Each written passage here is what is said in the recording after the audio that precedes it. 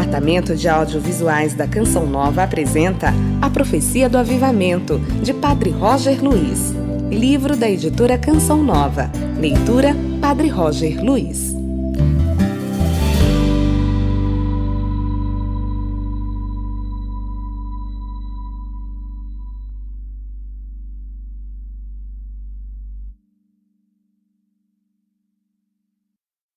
Deus me concedeu a graça de, movido pelo Espírito Santo, intitular este livro de A Profecia do Avivamento.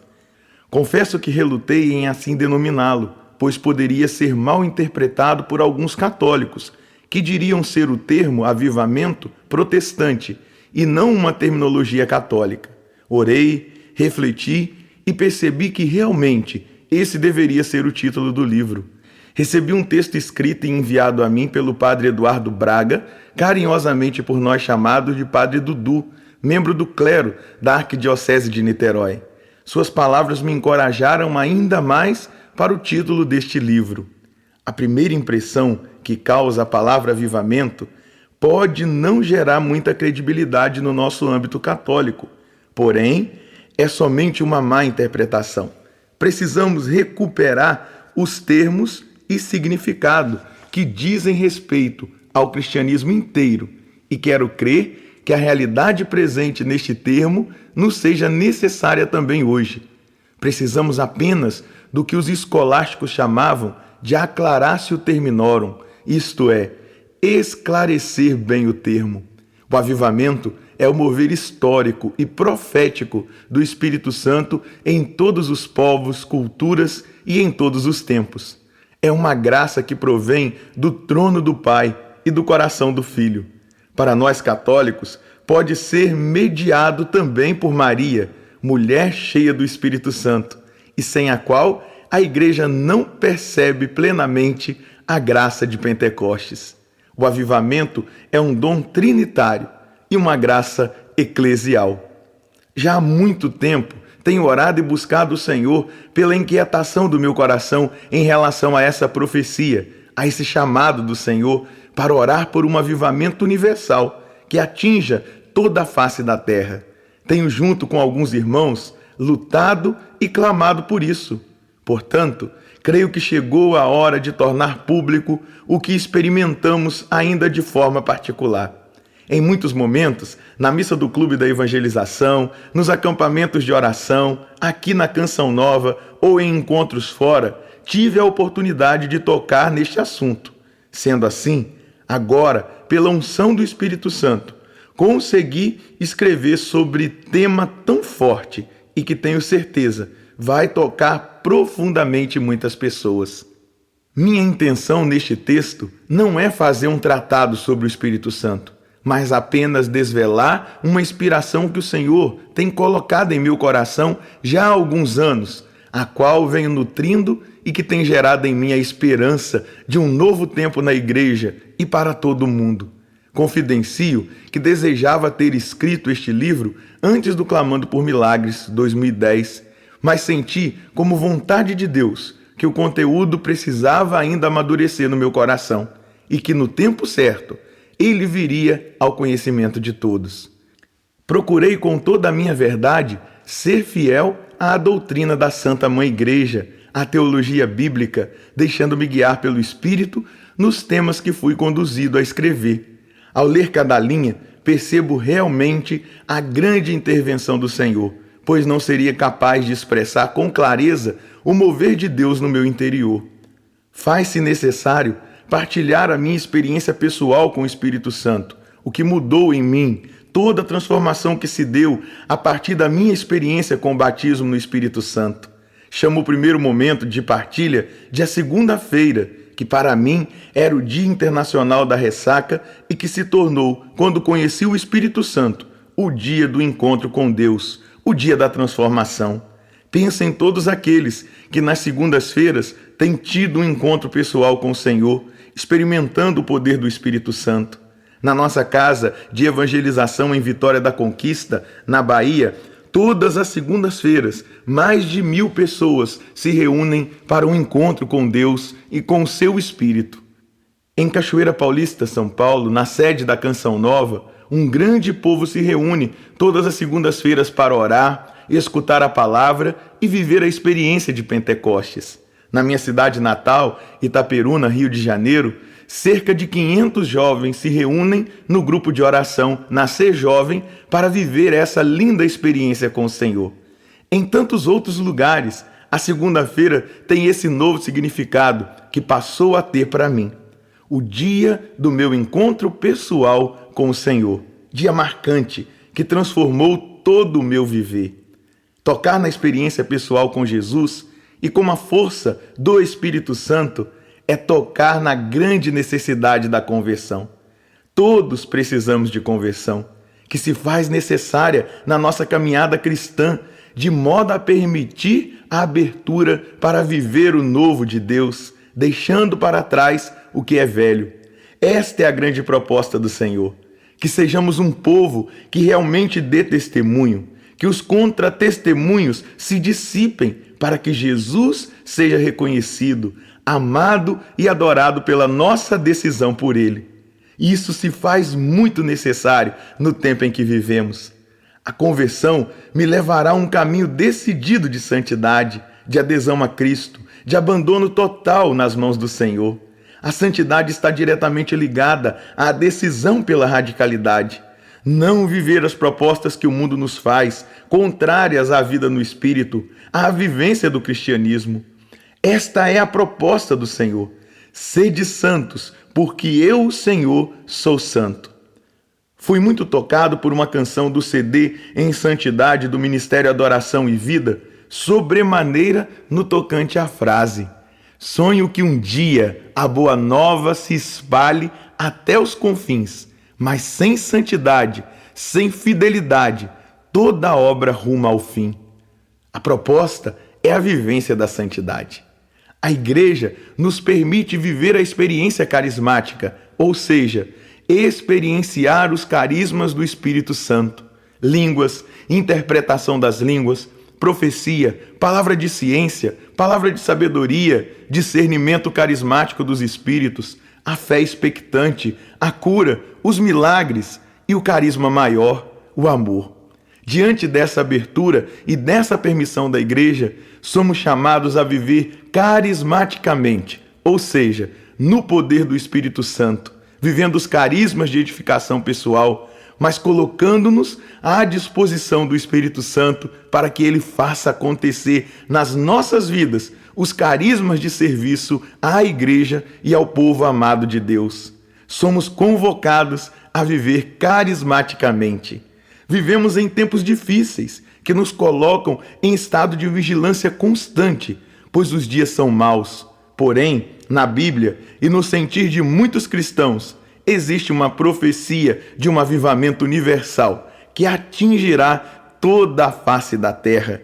Isso se dará na igreja.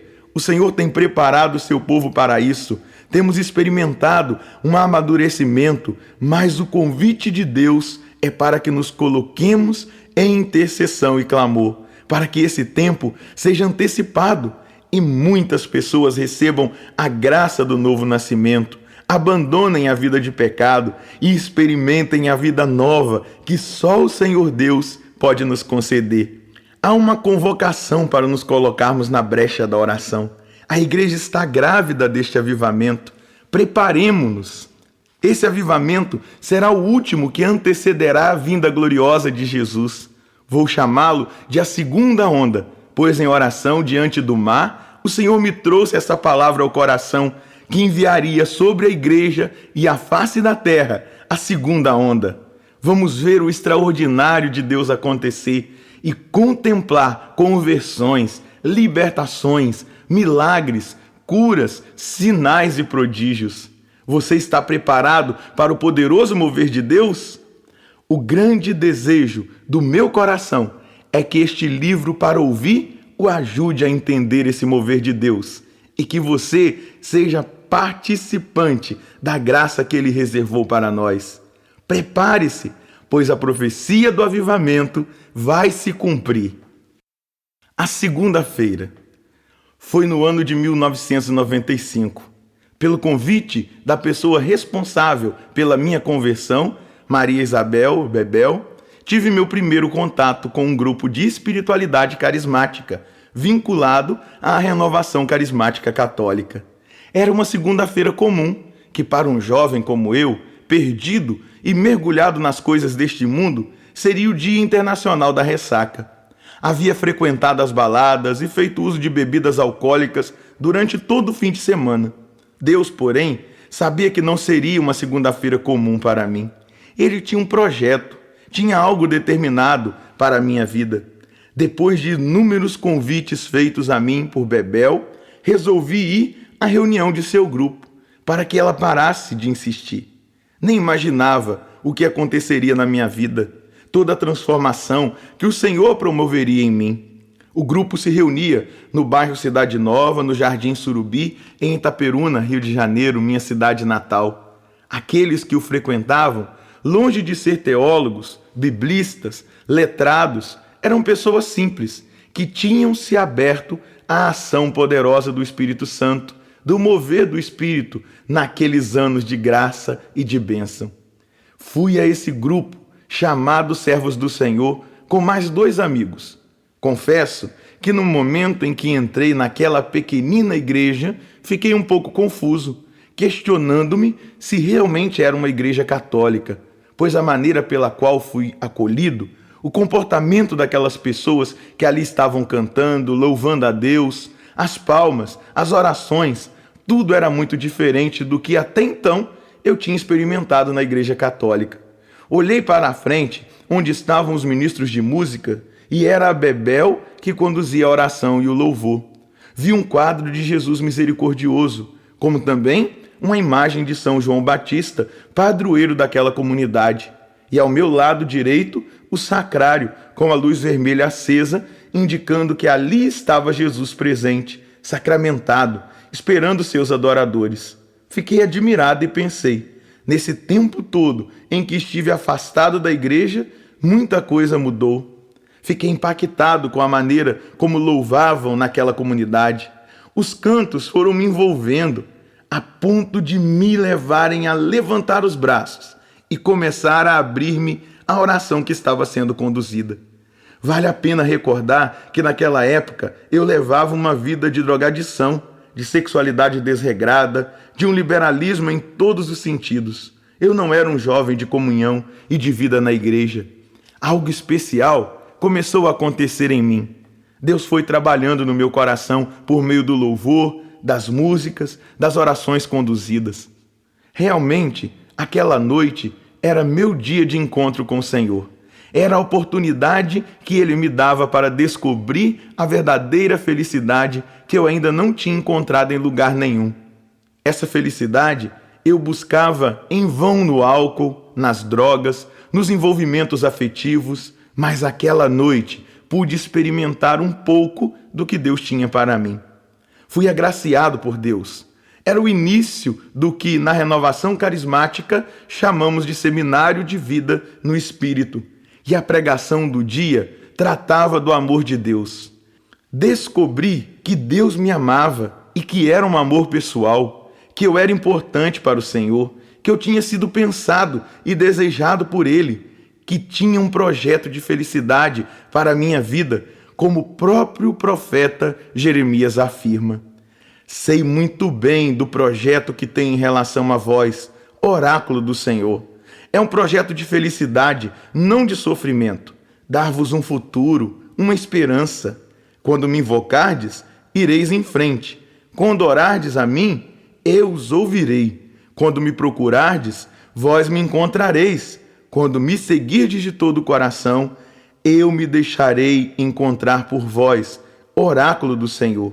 Mudarei vosso destino. Vou reunir-vos de todas as terras e lugares por onde dispersei, oráculo do Senhor, e trazer de volta para este lugar do qual vos exilei. Jeremias 29, de 11 a 14. Eu, como Israel, estava exilado, escravo do pecado, da mentalidade deste mundo, das práticas perversas. Eu era alguém que vivia como se Deus não existisse. Ao escutar aquela pregação, fui percebendo, sentindo que Deus estava próximo de mim. Não era um Deus distante. Eu não tinha perspectiva de vida, nem proposta de futuro, e a promessa do Senhor se descortinava naquele momento como um projeto de felicidade, um futuro, uma esperança. Não tenho dúvidas, a partir daquele dia, daquela pregação, meu destino foi mudado. Voltei a viver o único destino de Deus para o homem. Voltei para o caminho da salvação. Aleluia! Descobri que Deus me amava, como também assumi que o que eu procurava fora da igreja era Deus. O que eu procurava fora de mim era o Senhor. E Ele estava me trazendo de volta do exílio, colocando-me em seus braços, dando-me uma nova chance. Como Santo Agostinho, posso dizer: tarde te amei, ó beleza tão antiga e tão nova. Tarde demais eu te amei. Eis que estava dentro e eu fora. E fora te buscava e lançava-me, disforme e nada belo, ante a beleza de tudo e de todos que criaste. Estavas comigo e eu não contigo. Seguravam-me longe de ti as coisas que não existiriam senão em ti. Chamaste, clamaste por mim e rompeste minha surdez. Brilhaste, resplandeceste e tua luz afugentou minha cegueira. Exalaste teu perfume e, respirando, suspirei por ti, te desejei. Eu te provei, te saboreei, e agora tenho fome e sede de ti. Tocaste-me e agora estou ardendo em desejos por tua paz. Deus estava se movendo em meu favor. Via em Jesus o cumprimento desse amor por mim, essa força de um amor capaz de dar o próprio Filho para o meu resgate, para a minha salvação. O Espírito Santo estava me convencendo de quem eu realmente era, um filho amado de Deus. E agora, assim diz o Senhor, aquele que te criou, Jacó, aquele que te modelou, Israel: não tenhas medo, que fui eu quem te resgatou. Chamei-te pelo próprio nome, tu és meu. Se tiveres de atravessar pela água, contigo estarei, e a inundação não te vai submergir. Se tiveres de andar sobre o fogo, não te vais queimar, as chamas não te atingirão. Pois eu sou o Senhor, o teu Deus, o Santo de Israel, o teu forte. Para pagar tua liberdade, eu dei o Egito. Para ficar contigo, entreguei a Etiópia e Sabá. Pois és muito precioso para mim, e mesmo que seja alto o teu preço, é a ti que eu quero. Para te comprar, eu dou seja quem for. Entrego nações para te conquistar. Não tenhas medo, estou contigo. Isaías 43, 1-5.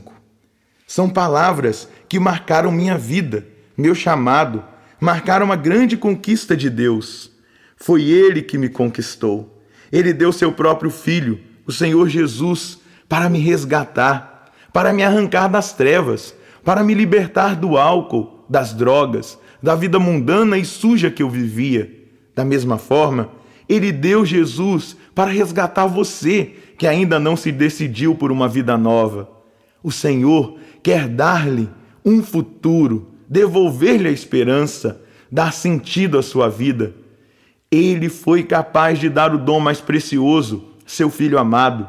O sangue de Jesus foi o preço pago para o meu e para o seu resgate. Não podemos mais resistir a esse amor. Deixe-se conquistar pelo Senhor. Deixe-o mudar o rumo da sua vida, colocá-lo no destino traçado por Ele, a salvação. Não tenha medo. A vida nova que o Senhor tem para você será de felicidade plena, a qual nada e ninguém neste mundo podem lhe dar. Algo que me encantou neste primeiro contato com o grupo de oração da espiritualidade carismática foi a oração em línguas. Ouvi aquele povo orando daquela maneira e fiquei impressionado. Senti um fogo me consumindo por dentro. Algo estava acontecendo comigo e eu não sabia explicar o que era. Mas fui me entregando, abandonando-me nas mãos de Deus, deixando-o me conduzir. Confesso, pela força do seu Espírito, Deus foi me conquistando, envolvendo, transformando. Como o profeta Jeremias, posso dizer: Tu me seduziste, Senhor, e eu me deixei seduzir. Foste mais forte do que eu e me subjugaste. Tornei-me a zombaria de todo dia. Todos se riem de mim. Sempre que abro a boca é para protestar. Vivo reclamando da violência e da opressão. A palavra de Deus tornou-se para mim vergonha e gozação todo dia. Pensei, nunca mais hei de lembrá-lo, não falo mais seu nome. Mas percebi haver um fogo a queimar-me por dentro, fechado nos meus ossos. Tentei aguentar, não fui capaz. Já naquele primeiro dia de contato com o Senhor, isso começou a acontecer comigo. Deus foi me conquistando e seduzindo, e eu me deixei conduzir nas asas do Espírito. Como enfatizei antes, impressionou-me a oração em línguas naquele grupo. Fiquei admirado com a harmonia e a beleza daquela oração. Quando terminou a reunião, chamei Bebel e perguntei-lhe o que eles estavam orando, se era uma oração em hebraico ou aramaico, e ela me deu uma aula sobre o dom de línguas. Posso recordar-me de alguns textos cuja leitura ela me recomendou, como o do envio missionário que Jesus fez aos discípulos. E disse-lhes: Ide pelo mundo inteiro e anunciai a boa nova a toda criatura. Quem crer e for batizado será salvo, quem não crer será condenado. Eis os sinais que acompanharão aqueles que crerem. Expulsarão demônios em meu nome, falarão novas línguas, se pegarem em serpentes e beberem veneno mortal, não lhes fará mal algum. E quando impuserem as mãos sobre os doentes, estes ficarão curados. Na catequese que recebi sobre esse dom, segundo a qual São Paulo afirma ser o menor, comecei a perceber que aquele envio missionário era atual. Não tinha ficado restrito aos primeiros discípulos, mas era para os discípulos de todos os tempos. É para mim, é para você que há pouco tempo conhece o Senhor, é para aqueles que virão, é para toda a igreja. No envio missionário está uma das características dadas pelo Senhor aos que forem batizados e crerem nele. Falarão novas línguas. Outro texto clássico, apresentado a mim naquela noite de descoberta de Deus e do Espírito Santo, foi o relato de Pentecostes. Quando chegou o dia de Pentecostes, os discípulos estavam todos reunidos no mesmo lugar. De repente, veio do céu um ruído como de um vento forte, que encheu toda a casa em que se encontravam. Então apareceram línguas como de fogo, que se repartiram e repousaram sobre cada um deles. Todos ficaram cheios do Espírito Santo e começaram a falar em outras línguas, conforme o Espírito lhes concedia expressar-se. Mais impressionado fiquei ao ver o cumprimento dessa palavra ali, naquela comunidade tão simples, no meio daquele povo humilde. Aleluia! Meu irmão, minha irmã, o Pentecostes pode acontecer agora para você. Basta abrir o coração e desejar, pedir que essa grande graça se atualize na sua vida, que o poder de Deus se manifeste pela força do Espírito Santo. O Espírito Santo é uma pessoa, é a terceira pessoa da Santíssima Trindade e quer relacionar-se comigo e com você. De nós, espera somente a abertura e o passo em sua direção. Deixe o Espírito agir agora em você, como agiu na minha vida, na minha história. Peça: vem, Espírito Santo, renova-me, transforma-me, batiza-me com teu fogo, derrama sobre mim os teus carismas. Quero falar em línguas, aprendendo um pouco mais sobre o dom de línguas. Os Atos ainda narram outros Pentecostes. Pedro estava ainda falando quando o Espírito Santo desceu sobre todos os que estavam escutando a palavra. Os fiéis de origem judaica que tinham vindo com Pedro ficaram admirados de que o dom do Espírito Santo fosse derramado também sobre quem era de origem pagã, pois eles os ouviam falar em línguas estranhas e louvar a grandeza de Deus. Esse Pentecostes aconteceu na vida dos pagãos na casa de Cornélio, e é impressionante que a manifestação do Espírito veio na dimensão da oração em línguas. Outro relato: enquanto Apolo estava em Corinto, Paulo atravessou o Planalto e chegou a Éfeso. Aí encontrou alguns discípulos e perguntou-lhes: Vós recebestes o Espírito Santo quando abraçastes a fé? Eles responderam: Nem sequer ouvimos dizer que existe Espírito Santo. Então Paulo perguntou: Que batismo então recebestes? Eles responderam: O batismo de João.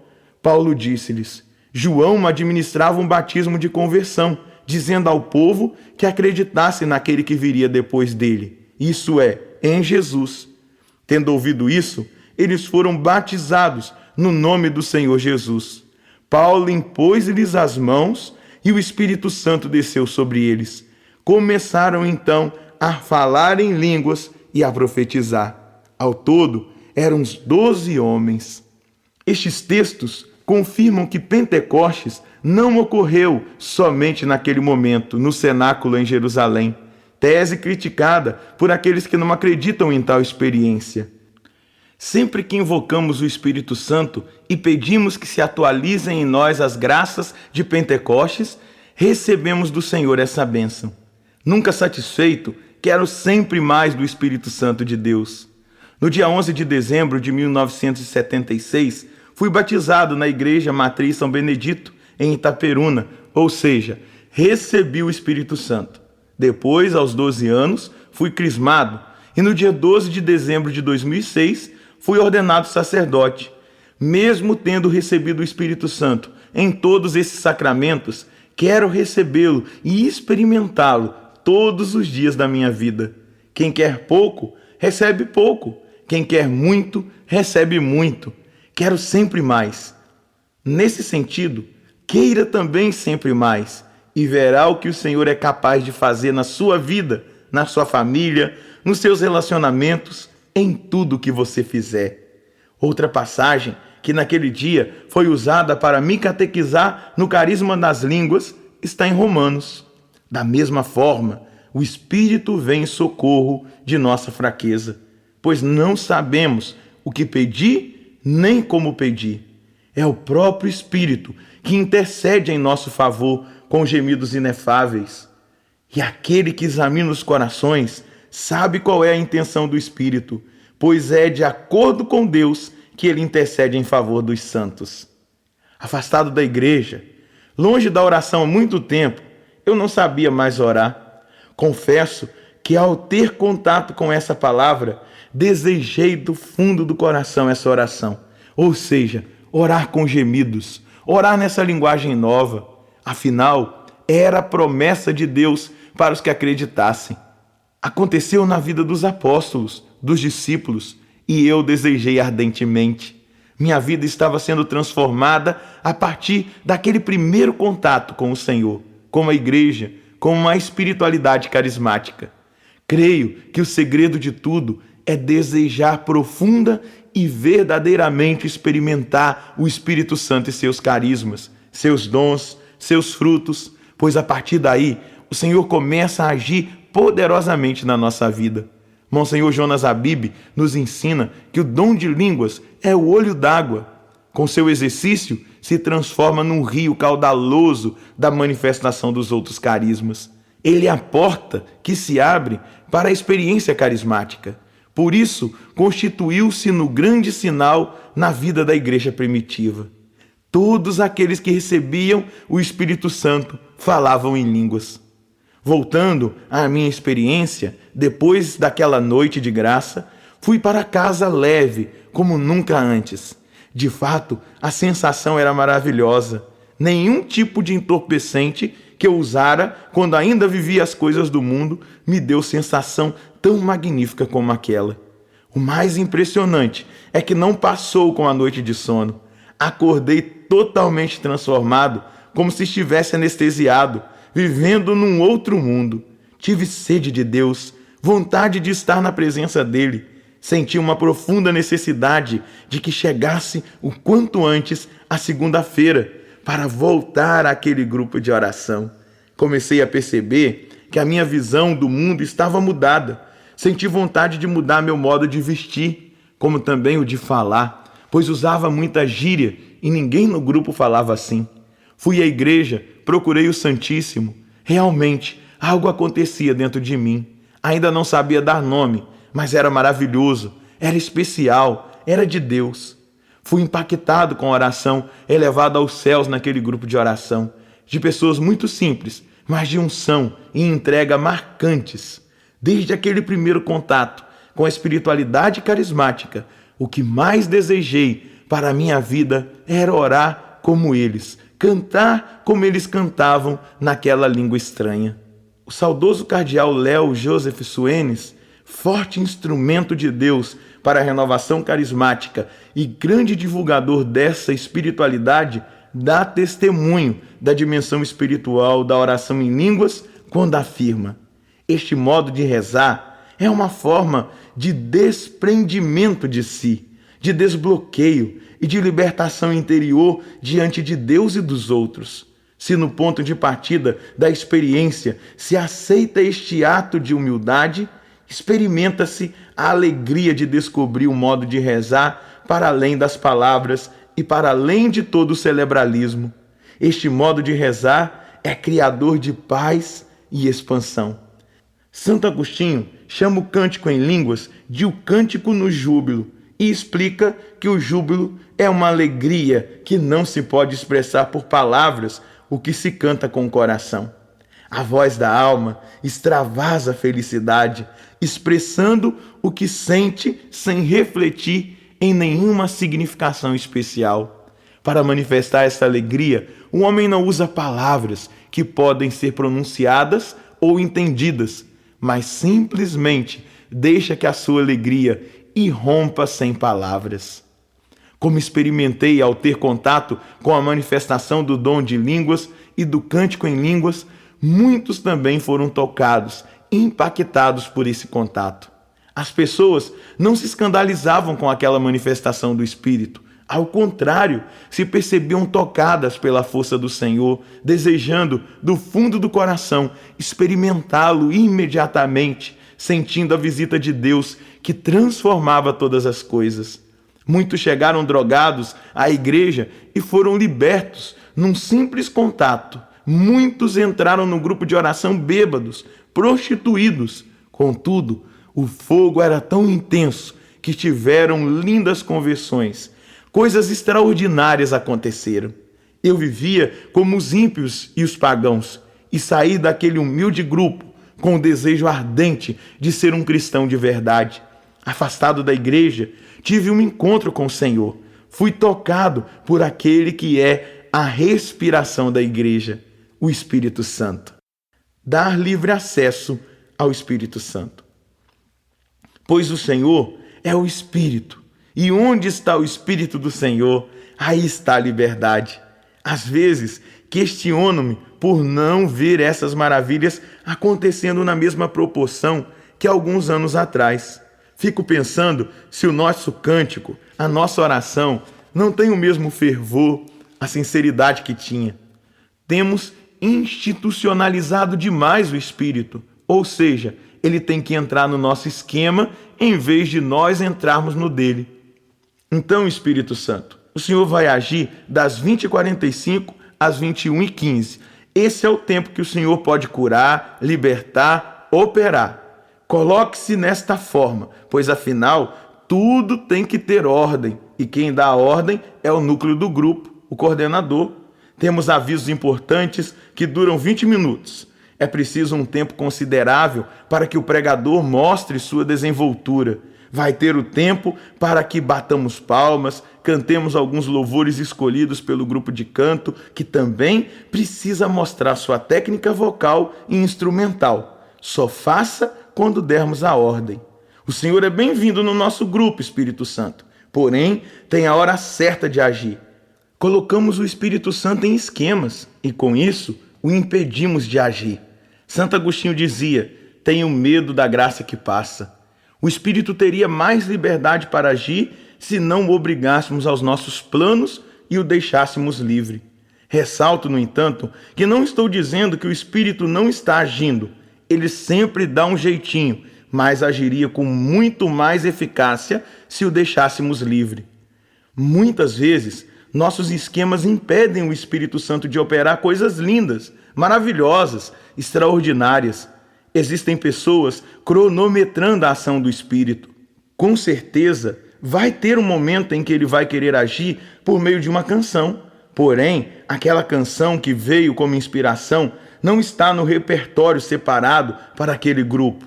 Algumas vezes, vai querer operar por meio de uma oração de louvor, de libertação, de um cântico em línguas. Todavia, não vai estar no script, pois o grupo acontece naquela programação discernida no núcleo e ninguém, nem mesmo o Espírito Santo, tem direito de mudar. Não entristeçais o Espírito Santo de Deus, com o qual fostes marcados, como por um sinal, para o dia da redenção. Será que os nossos esquemas têm agradado ao Espírito Santo? É uma pergunta que devemos nos fazer diante de tudo que temos vivido. Não estou dizendo que precisamos ser desorganizados ou que não devemos nos reunir em núcleo para programar o grupo em cada semana. Só faço um apelo para que nossos esquemas não prendam o Espírito Santo.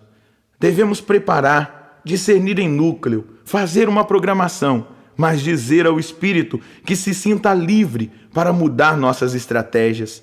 Ele ama quebrar esquemas, pois o Senhor é o Espírito, e onde está o Espírito do Senhor, aí está a liberdade. Esperamos que você tenha gostado desta prévia. Para continuar ouvindo este audiolivro no Google Play Livros, use o link na descrição do vídeo.